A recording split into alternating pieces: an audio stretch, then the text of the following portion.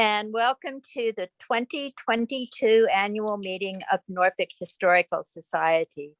I am Peggy McPhillips, Norfolk Historical Society President, coming to you virtually this evening. You will be hearing from other directors and board members, as well as a great speaker a little later on. So let's get started. First, a little recap of what we've been doing or haven't been doing over the last year or so. Along with the rest of the world, Norfolk Historical Society felt the effects of the coronavirus, and we experienced the same dramatic shuffling and shifting of practice and protocol as we looked for ways to stay on the radar while continuing to stay safe. This turned out to be one of those silver linings you hear about.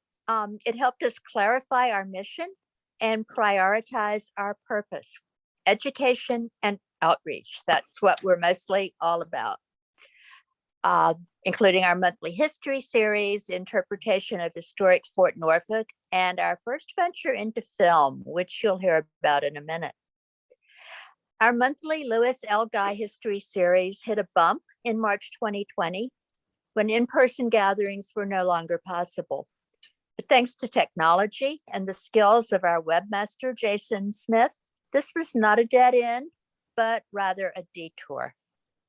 Our series resumed in January of 2021, last year, in the form of webinars by using the Zoom platform.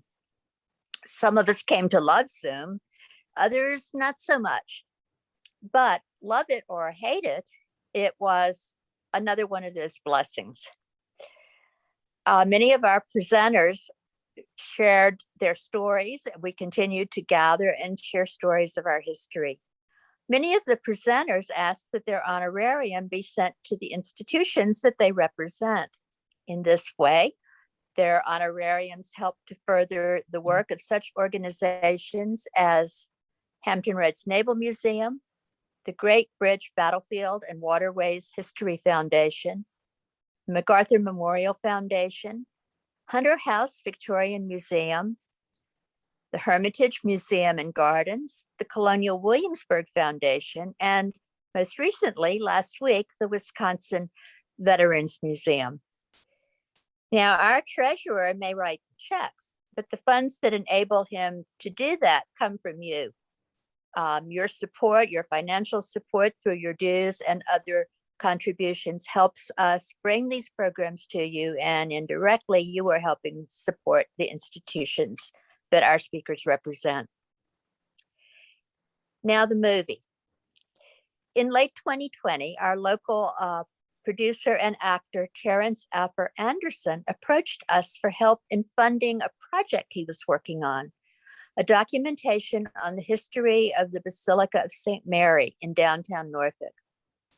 With its ties to our early Catholic community, our African-American community, and Underground Railroad, not to mention its amazing architecture, we were quick to get on board, and we were so glad we did. Later on in the year, we were excited to preview the resulting film, which Terrence calls The Angels in the Details.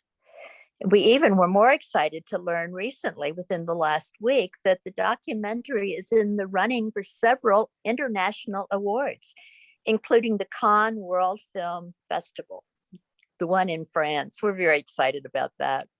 And we plan to schedule a viewing for Norfolk Historical Society later this year. We'll keep you posted on the progress of this documentary.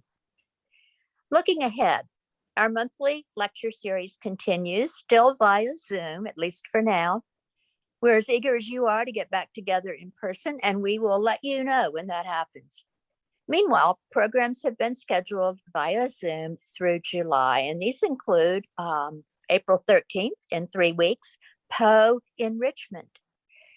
Chris Sempner, the curator of the Edgar Allan Poe Museum in Richmond, will bring us that program. May 11th, the story of Carlos Romulo, a Philippine statesman, diplomat, and associate of General Douglas MacArthur, and this will be presented by Romulo's grandson, Rod Romulo. June 8th, we have the Battle of Midway by Hampton Roads Naval Museum Director of Education, Laura Orr.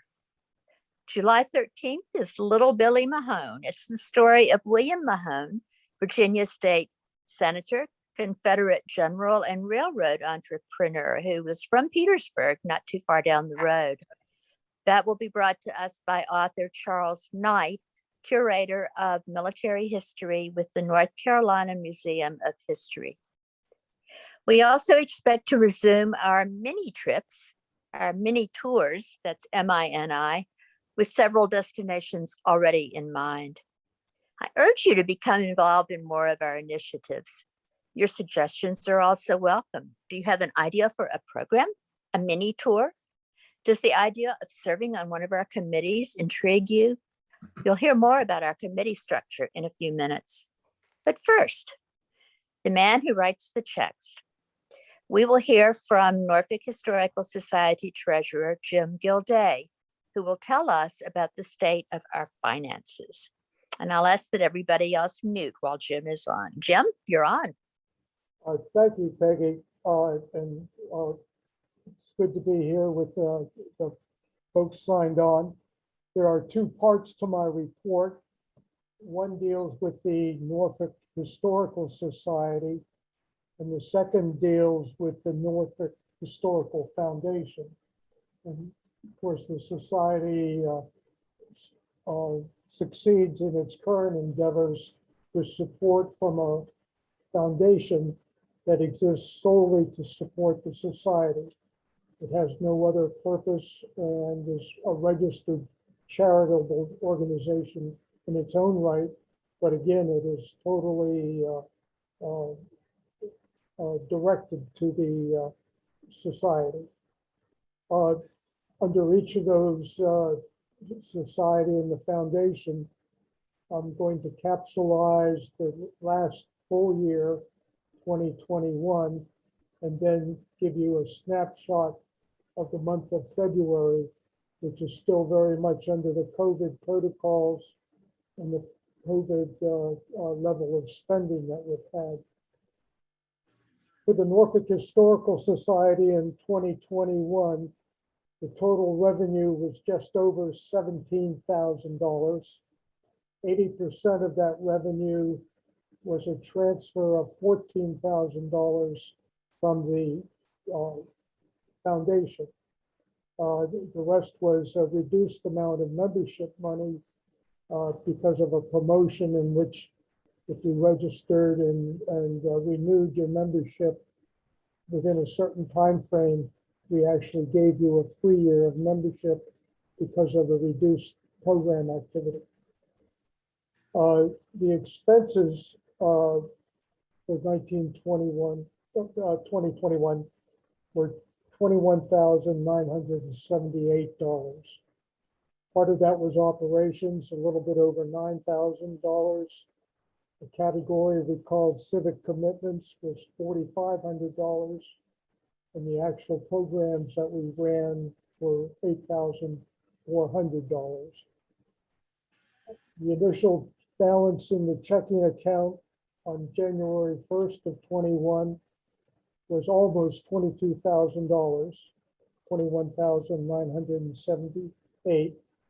And the December 31 checking balance was $17,878.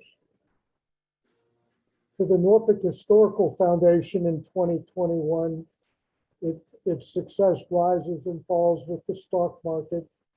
In 2021, it was a very successful year.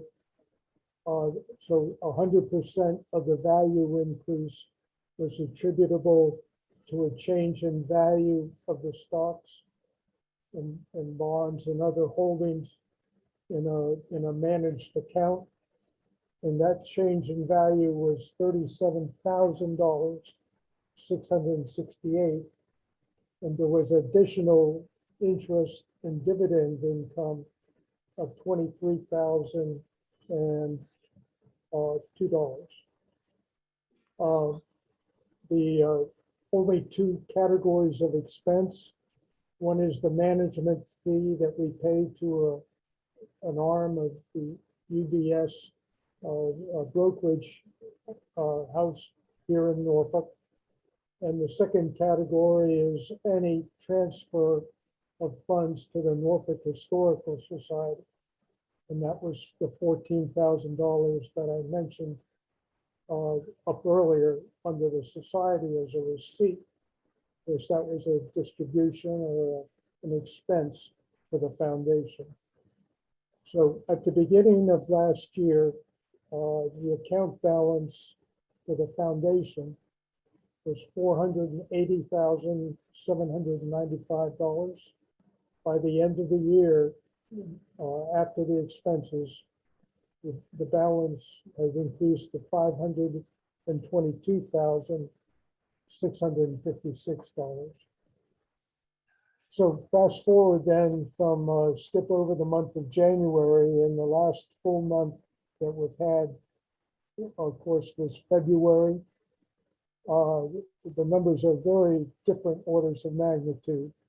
The February expenses were, the revenue first was $350, and no thousands there, $350, and that was membership dues from the people that are paying to renew or join. The total February expenses were $550. The webinar speaker, the website management, and a small amount, $50 for utilities, cell phone, and membership processing.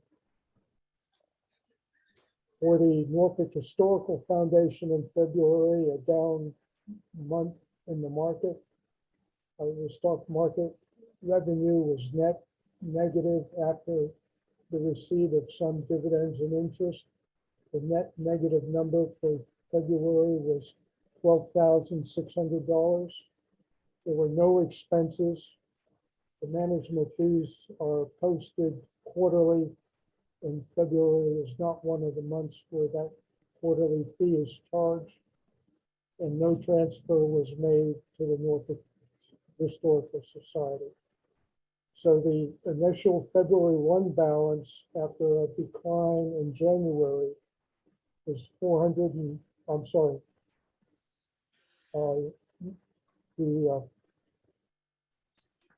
was $497,388, and the February 28 account balance after that negative figure of 12.6 was $484,788.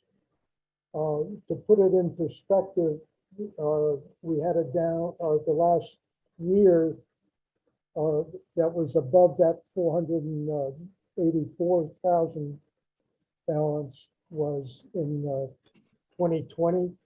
So the growth in 21 and 22 were, or 21 really, was positive, very positive for us. And there was a previous down year in 2018. So the foundation is fully invested, although within its investments is a cash balance to accommodate anticipated transfers to the society.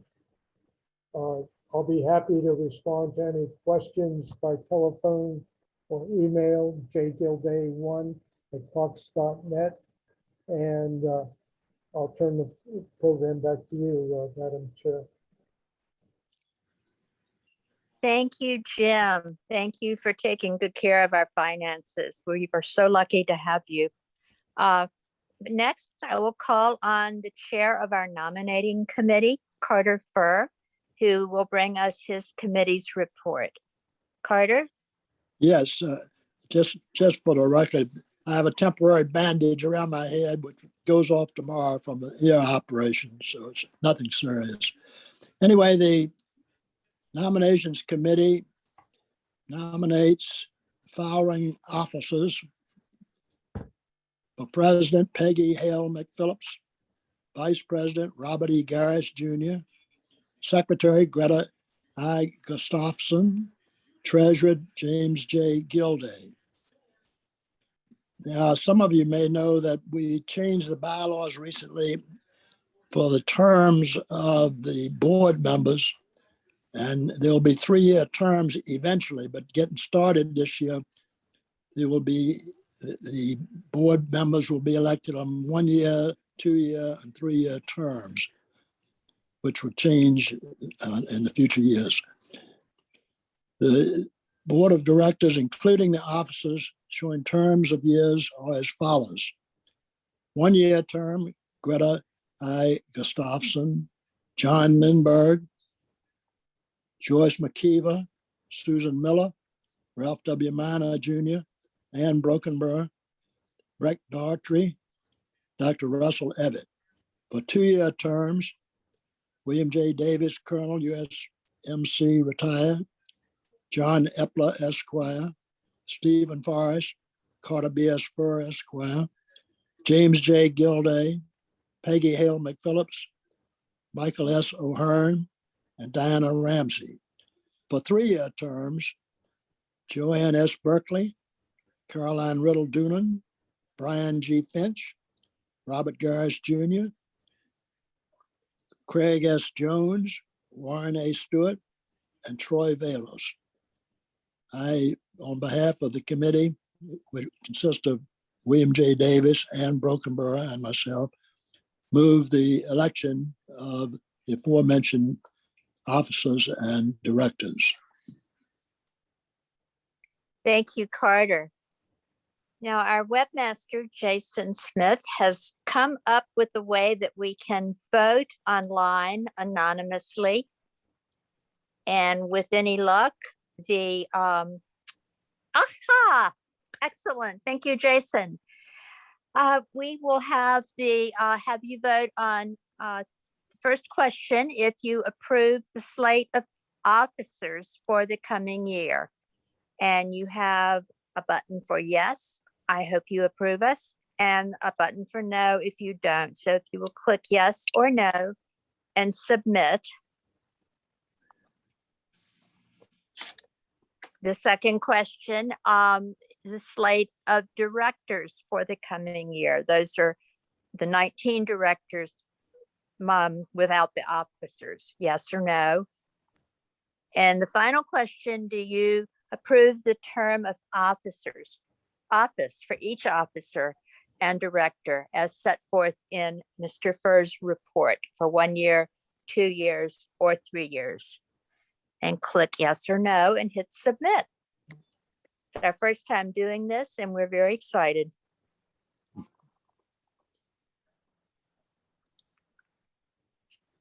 Jason, how do I tell when they're done?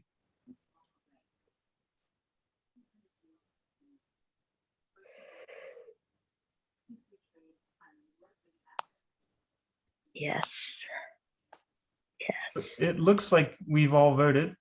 We're at Okay. 100% on all 3 questions. Excellent. Thank you, Jason, and thanks to all of you for voting.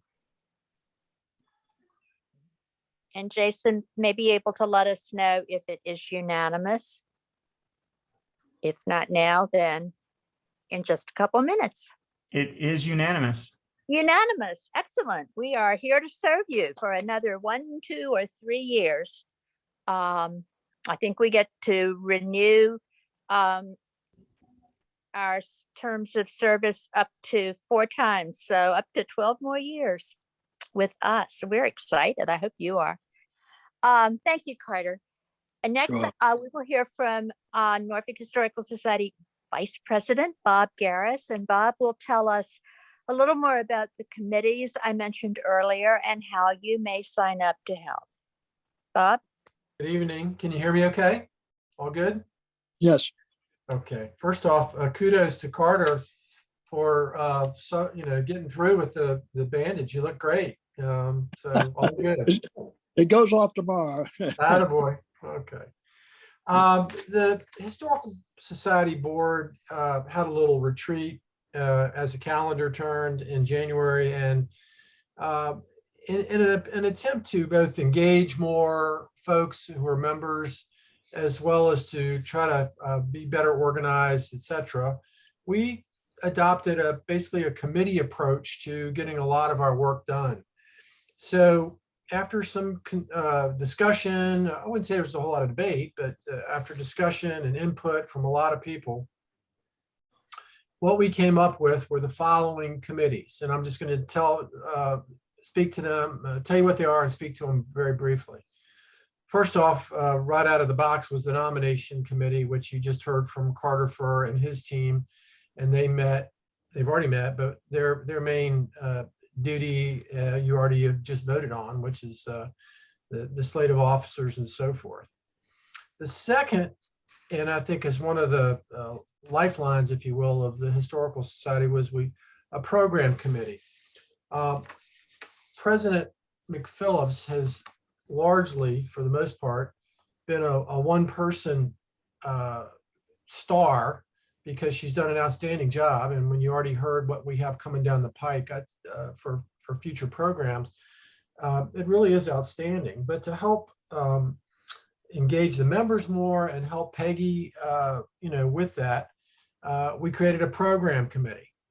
So, they will work not only on the monthly programs, and I got a feeling we'll come out of COVID/Zoom in the very near future. But in addition to that, our little mini trips that we started and I think was really catching, moving forward, everybody was catching on board. So working with the mini, retreats and the overall programs per month. So Peggy's leading that, but we have 6 or 7 different people on it. So that's that group. Because we're so intertwined with Fort Norfolk and all that goes on there, we created a committee just on Fort Norfolk. And obviously, John Lindbergh, Steve Forrest, Craig James, Carolyn Doonan, and Susan Miller have all agreed to take part. But I'm gonna pause for a second and ask all the membership, any one of these, we'd love to have you join. Your input could be incredibly helpful. Program Fort Norfolk. And the next one that we created was scholarship, awards and grants. Over the last several years, we've had roughly a couple of $1,000s put in the budget that we were looking to turn back into the community in order to promote historical projects or whatever. So for example, several years ago, we used to work with the public schools and see if we could get kids to write an essay on something historical, and we make a review and award. A couple of years ago, we used to work with the Access community, which those folks raise money for college scholarships for students who may not have all the funds they need, but are definitely college material. And we would give a $2,000 scholarship or 2 $1,000 scholarships to a couple of students that were interested in studying history and went through a vetting process. Right now, I can't tell you we know for sure what we might be doing. We could be looking to hire interns, maybe a couple for a summer job, pay them a stipend out of this fund. It could be somebody working with Troy down at the library, or someone who's working on a project specific to Fort Norfolk, to be determined. But there is a scholarship awards committee that will help vet that. Our communications are varied between the written and computer generated and so forth. So we have a communications and technology committee. It works, and then with a subset of that is our website subcommittee. So just to recap: nominations, programs, Fort Norfolk, scholarship and / awards or grants, communication / technology, and a subcommittee that deals with our website specific, are all there. Could be subject to change, addition, or tweaking, but we invite anybody who has any interest. And quite frankly, they're all in their own way a lot of fun. It doesn't feel like work. So anyway, that's my update, Madam President. Thank you, Bob. And I will echo what Bob said. It's a lot of fun, Now, speaking of the Fort Norfolk Committee and Steve Forrest, Steve Forrest is one of our board members who has done and continues to do extensive research on historic Fort Norfolk down on the Elizabeth River. He has traveled regularly to the hallowed halls of the Library of Congress and the National Archives and corresponded with people all around the country, gathering historical information about the fort, about the people who served there. And I've asked him to share a bit about what's going on at the fort and how you can help promote this local treasure. Steve? Yeah, well, things at Fort Norfolk are alive and well. We are open on Sunday afternoons, on the first Sunday of every month, all year round. And we're also open during the summer on Sunday afternoons from noon to 4. Now, to stay open, we continue to need volunteers. We need volunteers to come down. Some people just to sit in our Berkeley building or our headquarters and just welcome people to the fort. And those that want to get even more involved in that can volunteer to be docents and help show people around the fort. So the people that come down to the fort and help out have a great time talking to each other and meeting interested people from all over the world that come to Fort Norfolk to see the fort. We continue to do research on the fort, and I'm looking forward to a good summer next summer. So think about volunteering, and if you'd like to volunteer, all you have to do is show up either on the first Sunday of the month at noon or any Sunday during the summer, and we'll plug you right into the fort. So I guess that really sums up what's going on right now at the fort. Thank you, Steve. Sometimes during the summer, there have been reenactment, encampment groups from Civil War reenactors, both Union and Confederate. It's a lot of fun, and I will mention the Berkeley building that Steve mentioned is air conditioned. So it's a good way to meet people and learn a little bit more about the fort. Sunday afternoons, noon to 4, beginning in mid-June, and first Sunday in April, May, and June. Right, Steve?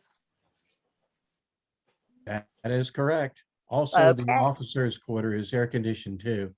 Okay. So most of the tour inside is air conditioned. So you can choose to be an inside docent or an outside docent. Your choice. We'd love to have you. Come and give us a try. Lastly, for this evening at least, it is my pleasure to introduce our speaker, Barbara Rossen. Barbara is from Norfolk. She is a director of the Jewish Museum and Cultural Center in Portsmouth. And Barbara this evening will take us on a virtual tour of her museum. She'll tell us about the restoration of the 1918 synagogue where it is housed, its collection, some monthly activities, and more.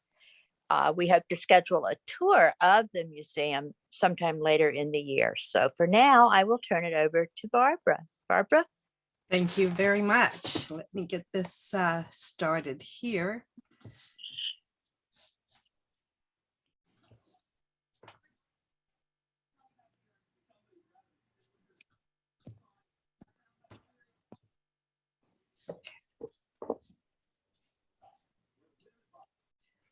So a little bit about my involvement. I came to the museum to help out. They had no administrator or director. The administrator had gotten very ill.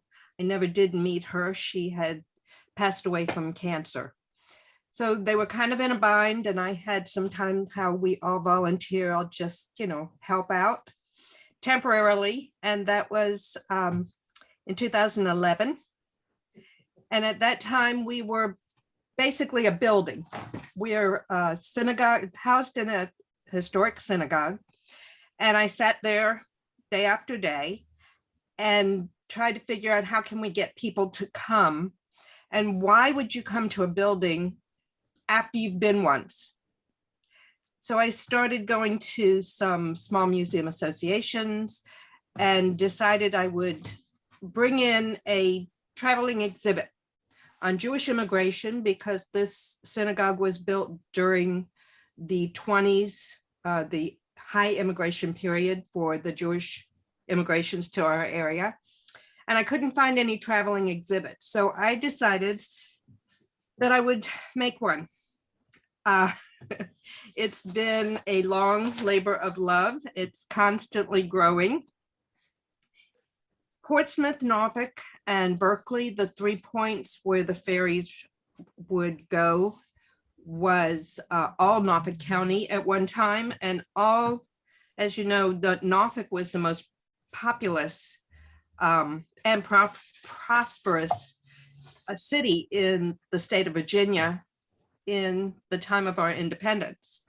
In 1775, within 10 years, it doubled in size in the residents.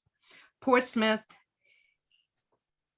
similarly, however, it was slower, even though they shared the same waterway. There were a few Jews in the area, in the Tidewater area, the Norfolk, Portsmouth area, in the early 18th century, including Moses Myers, who was there and became part of Norfolk in 1787. In 1886, there were less than 20 Jews in Portsmouth. By 1984, there was enough Jewish members to start a synagogue, a formal synagogue, where they hired a rabbi who was Rabbi Altschul, in the synagogue that called themselves Gamli Chesed, which is acts of loving kindness. And they met above a store on High Street. There was a lot of problem between them. They split off. This was about the time that the Jewish religion was going from Orthodox to more American and more Reformed. And so there was a difference in ideology.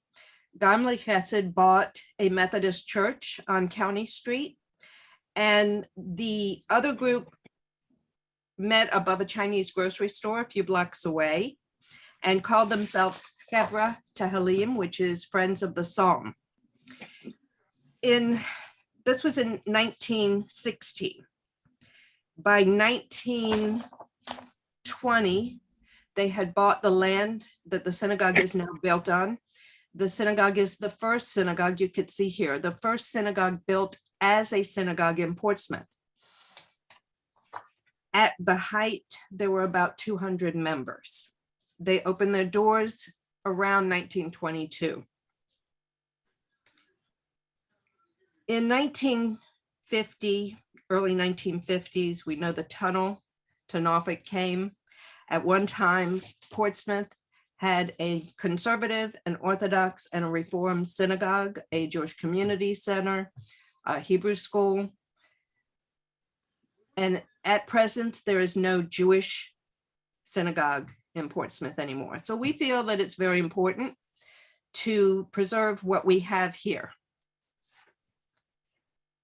The first marriage you can read was 1917. And this was the state, let me go back here,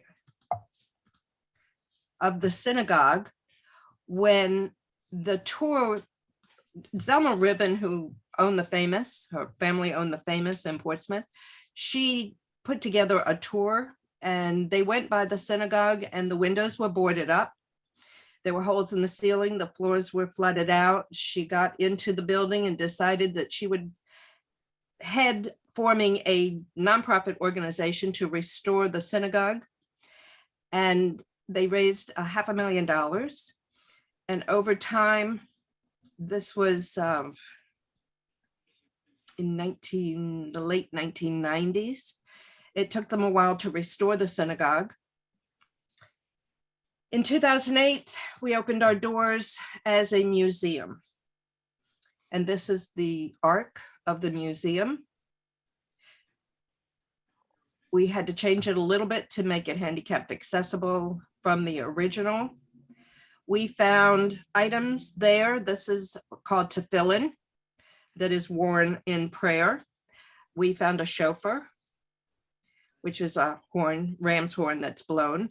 We found Torah covers and prayer shawls. And this would be a cantor who leads the singing, the prayers and song. This would be a high holiday program.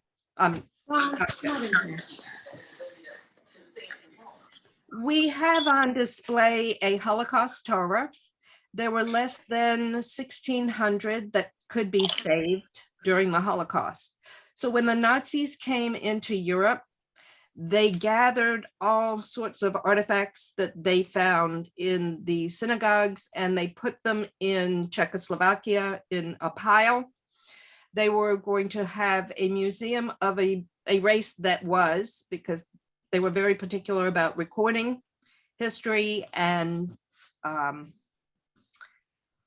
after the war, they discovered that they could save some of these Torahs. And by saving, I mean, they were gone through letter by letter to make sure that they were perfect and restored. They're not owned by anyone. However, people sponsored them to be repaired. They're tracked through London, and we have to record every so often how we use the Torah and what condition it's in. This was given to us to take care of by the Brewer and Kaplan family. They grew up in the synagogue. The Kaplan sat on one side of the synagogue and the Brewers on the other, and their children married in the 1930s, and their children are on our board currently. In the museum, this should have been, we have some displays where, I'm going to go to the back here, I'm sorry. There is a computer that has 8 panels, and each panel has information. If you see something in gold that you would like to learn more about, you can touch the picture and it will open up, and you can go through and find out more information about what Marranos are, or conversos, European empires. You can go into each country and find out what was happening during the time that caused the Jews to want to leave. So what we have here are the push and pull factors of the Jewish immigration to the United States. You have the empires that were changing, the unification of the German empires, the Russian Empire. The Jews were forced into the Pale of Settlement that was set aside. Life was difficult. We have what life was like in Europe. The journey to leave and come to America, the Industrial Revolution played a big factor in American economy.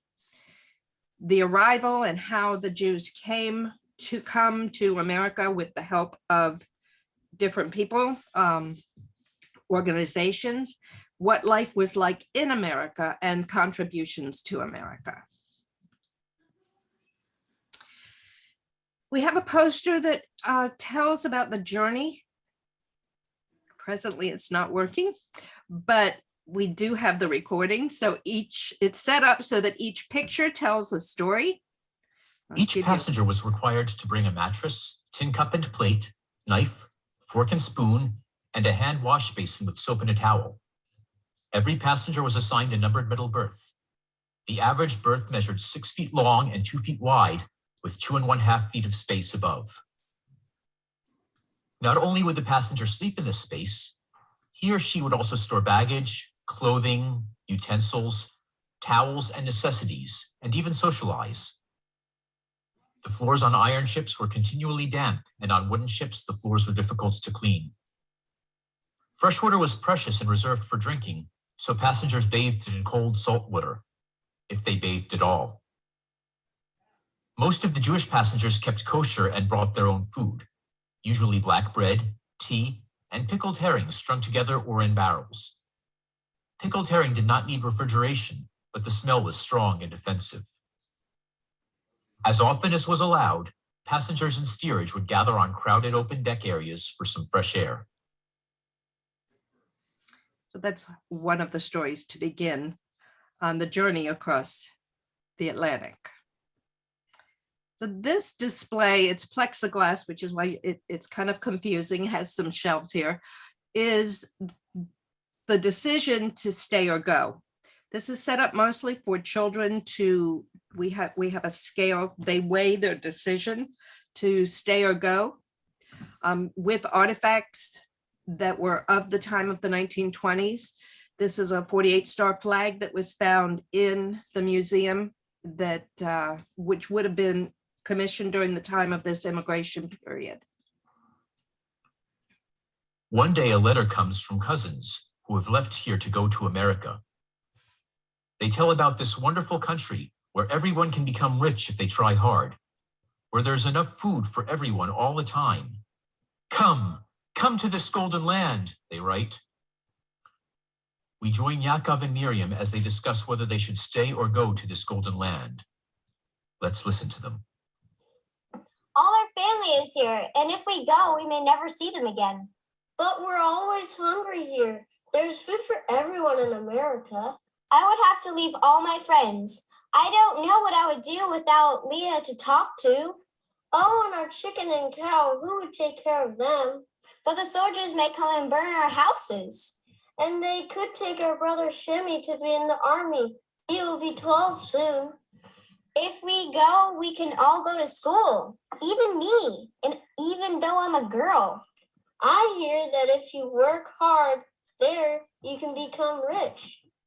And people won't be so mean to us because we are different. We should go. We have a trunk so the kids can see what they might take with them and realize the very few toys that they could take with them and only the essentials that they might take. These are some of the items they might take. We have passport, we have a letter of recommendation, not passport, passages, the contracts with the shipping industry, how they would pay to come across. We have a model scale of the Ss Kwanzaa. A lot of people have heard of St. Louis.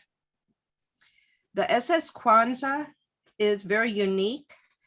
The ship was in 1940. It carried 317 refugees out of Nazi-occupied Europe. 100 were Jewish. It was left Lisbon and it was going to Veracruz, Mexico. It stopped in New York where some passengers got off. 66 of those passengers were American citizens. A total of 196 left the ship in New York. 121 were denied entry. They went on to Veracruz, Mexico. 35 were allowed to disembark. That left 86 passengers still on the ship that could not get off. Most of them were Belgian Jews. The ship turned back to go back to Europe and stopped in Norfolk to refuel. While in Norfolk, somebody on the ship contacted a maritime lawyer named Jacob Morowitz, who lived in Newport News. He filed a suit that kept the ship here for 6 days. During those 6 days, they sent a telegram to Eleanor Roosevelt, asked her to intervene on their behalf. The State Department designated all 86 passengers political refugees, and they were allowed to stay in the United States. 6 of them by choice chose to go back. Stephen Morowitz is the grandson of that lawyer. He commissioned this model and housed it in our synagogue. He has done a documentary that's an award-winning documentary that we hope now that COVID lifts a little bit, we will be presenting the documentary on the Kwanzaa. We have some artifacts and a book written about the Kwanzaa from Eric Mazer, who is a local professor at Virginia Wesleyan.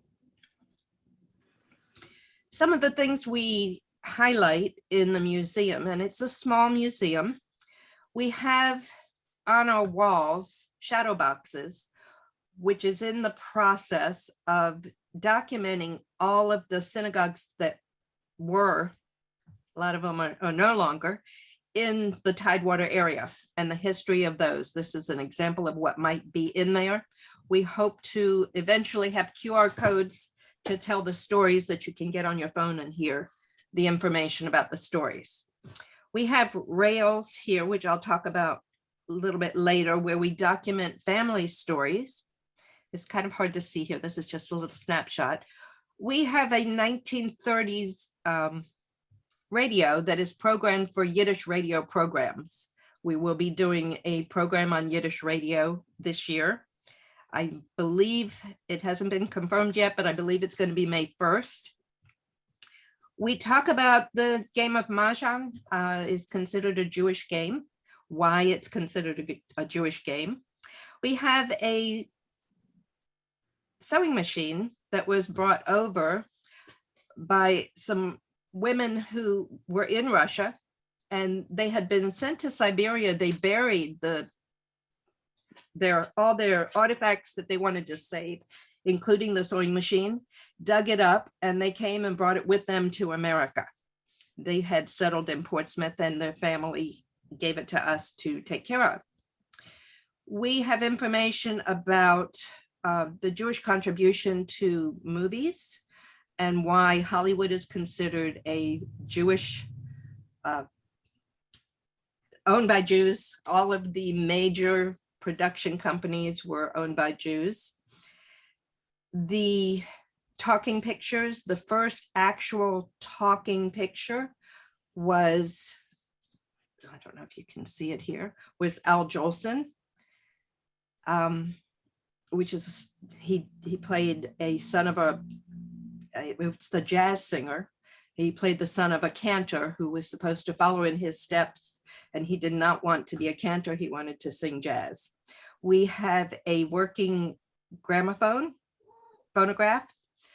The contributions to music we document on the computer. We have biographies of people who have contributed to the music industry, including the pressed record. The first pressed record was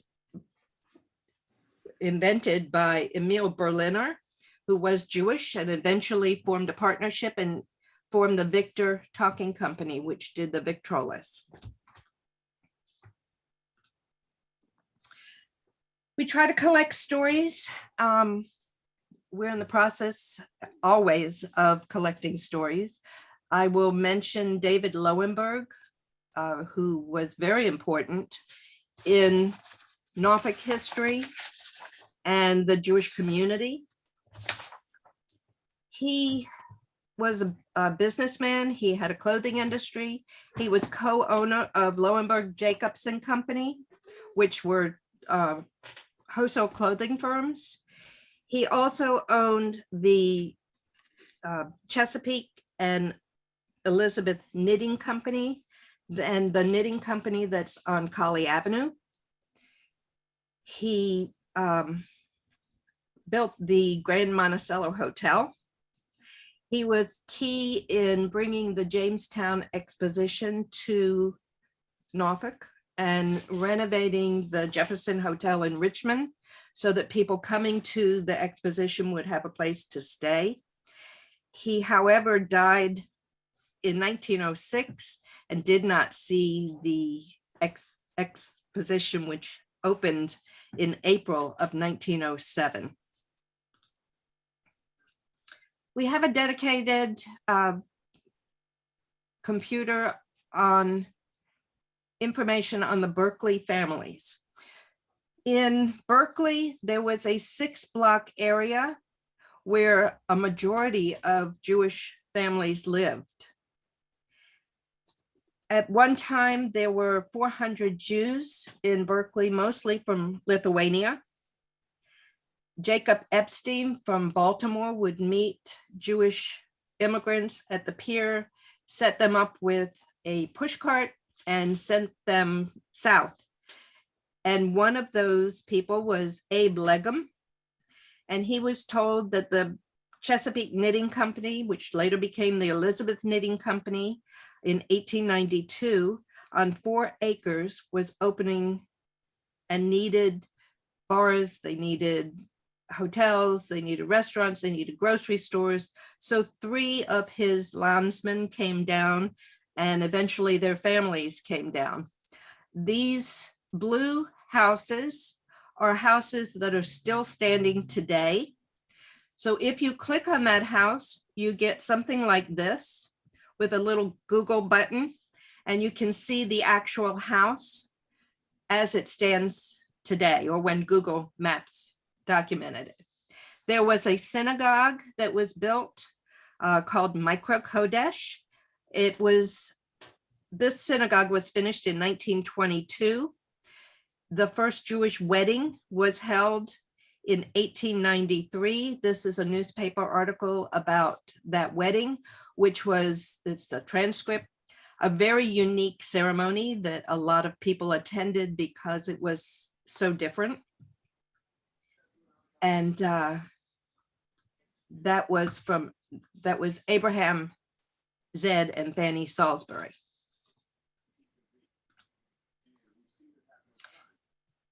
We have stories, most of you know Charles Cooper and his contribution in Norfolk with the amusement park and a number of things that he did as a philanthropist in Norfolk.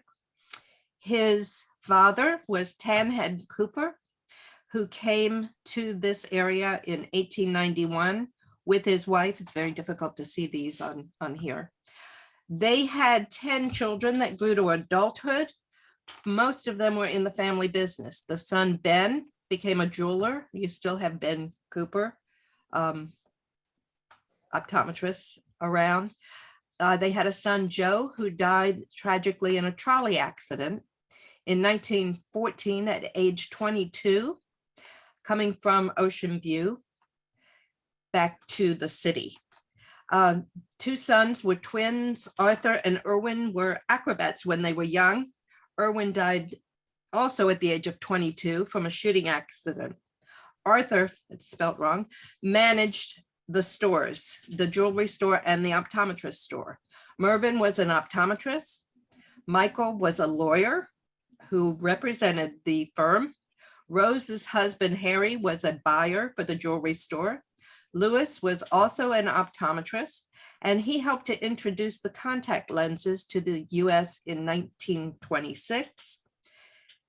Dudley Cooper was an optometrist, and Rena was a daughter that I cannot find her connection to the family business.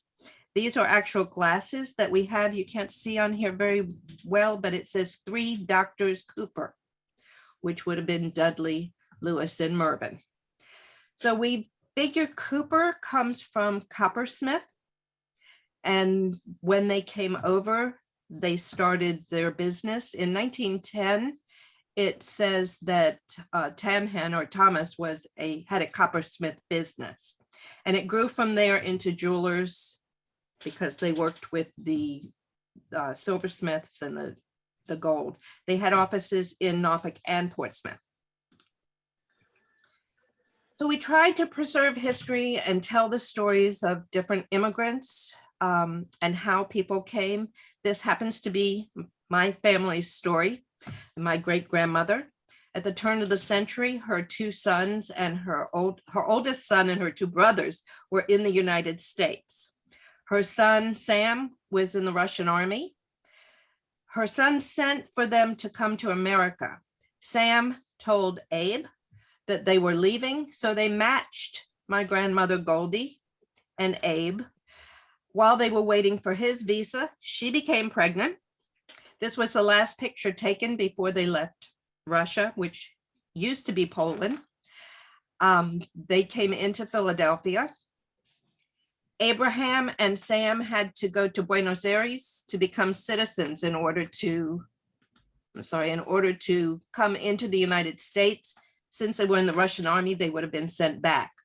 2 years later, when they're reunited, this is quite a different woman with the short bobbed hair and the short skirt, became much more Americanized. However, she never learned to read or write English. It was always Yiddish. And this is my father, who was born when they were reunited. So this is my father. As many children of first generation immigrants, was very excited to join World War II and fight for his country. He signed up when he was 17 and had to wait till he was 18. He went into the Army Air Corps and he flew B-17 bombers and was shot down in the English Channel. But many of the first generation Americans were very proud to serve their country. Programs, we have upcoming programs. This Sunday, we have Pavel Ilyashev, who lives in Norfolk, is a fantastic violinist. We have a summer music series where we usually do about 4 programs in July and August. It has been continuous since 2010. And last year we had to cancel some. Pavel was postponed from last year. The klezmer band was also postponed. They will be playing hopefully this year. We do not have a date yet, but the others are scheduled and tickets can be purchased online. We have an upcoming silent auction on April 3rd, which is one of our big fundraisers. It's always a lot of fun. We have not had it for 2 years because of COVID. We take all of Uno's Pizzeria and we have all you can eat buffet. 1 glass of wine comes with your ticket. Bob and Jeannie Zentz always play for us. It's a lot of fun. And we have a silent auction. This year, we are doing a combination of a live auction, a live silent auction in person, and it will also be mobile auction where you can bid from your phone and get notifications if you've been outbid. So if you are interested, you can purchase a ticket on our website and join the fun in bidding. A lot of interesting items that we have to bid on. This is our information. Our website is jewishmuseumportsmouth.org, and we can be reached by email. You can follow us on Facebook and see the upcoming events. And I thank you for allowing me to share with you. Figure out how to turn this off again. Thank you, Barbara. That was delightful. I know that Thank you have a small space, but I am blown away by how many exhibits you have in there and how wonderful they are. I love the interactive ones, the voices of the children. That really grabbed me. You've done a fabulous job, and I'm definitely coming over, and we're going to try to arrange a mini tour for our members to come over later in the year. Our board member, Warren Stewart, introduced Barbara to us and us to Barbara. So shout out to Warren. Thank you so much for making a new friend for Norfolk Historical Society. We thank you so much. That concludes our program and our meeting tonight. I want to thank everyone for taking the time out of your schedule to be with us this evening. I hope you learned something, but I also hope that we leave you wanting to know more, and you know where to come. You come to Norfolk Historical Society, you come to the Jewish Museum and Cultural Center in Portsmouth. Just come. Have a wonderful evening. And I'll look for you in 3 weeks from tonight at our second Wednesday program on April 13th at 7 p.m. And we will have Edgar Allan Poe on the menu. So have a good night and a wonderful rest of the week. Thank you all so much. Hooray for you. Thank you, Peggy. Thanks, Bob.